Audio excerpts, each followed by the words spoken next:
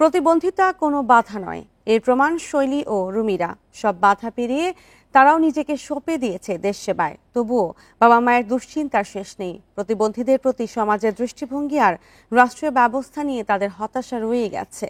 এমন বাস্তবতার মধ্যেই পালিত হচ্ছে বিশ্ব প্রতিবন্ধী দিবস। এ দিনে সাধারণের মতোই স্বীকৃতি পাওয়ার আশা তাদের।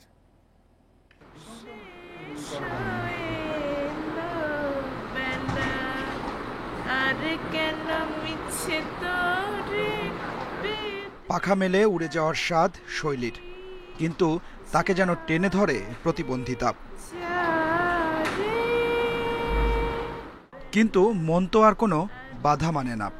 শৈলীর বুননে ফুটেছে ফুল, মেলেছে ডালপালা। বাক ও শ্রবণ প্রতিবন্ধী রুমিও ব্যস্ত শাড়ির নকশায়।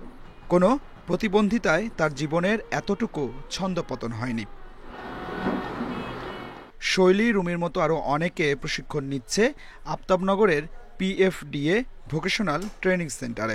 জীবন সংগ্রাম মারিয়ে জয়ী হতে তাদের আপ্রাণ চেষ্টা চলছে প্রতি মুহূর্তে।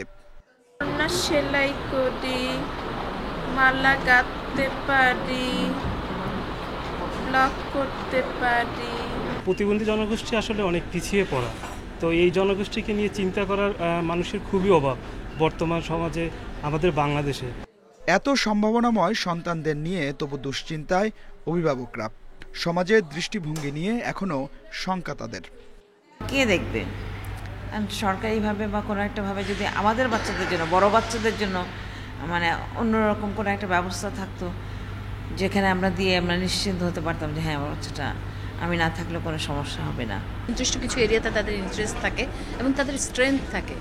আমরা যদি ওইটা আইডেন্টিফাই করতে পারি এবং তার ইন্টারেস্ট অনুযায়ী যদি তার কাজের এরিয়াটাতে আমরা তাকে কমফোর্ট জোন দিতে পারি, সেক্ষেত্রে সে নিজেই আগ্রহী হয়ে তার কাজটা করতে পারে এবং তার স্কিল ডেভেলপ করা সম্ভব এবং তার মাধ্যমে ইনকাম জেনারেটিং কোনো একটা কর্মকাণ্ডের সাথে তাকে সম্পৃক্ত করা সম্ভব।